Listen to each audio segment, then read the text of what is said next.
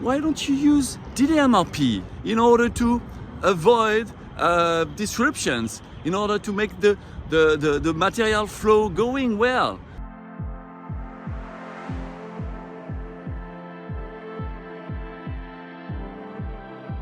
Hey, DDMRP champions, I'm here in Dubai. Look all around, big towers, and the best.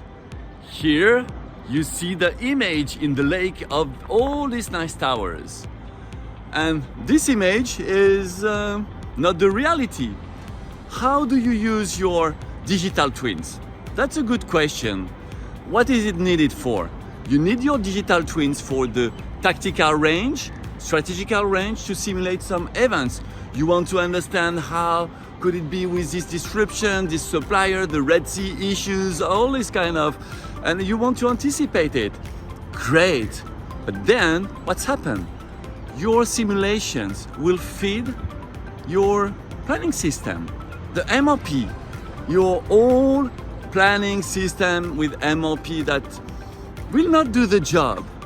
And then all your simulations, you will say, oh no, it doesn't work. It's not about the tactical and strategic range.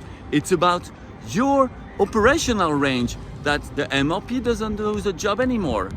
So why don't you use DDMRP? Yes, DDMRP will create some buffers, to some shock absorbers, in order to avoid disruptions, in order to make the material flow going well.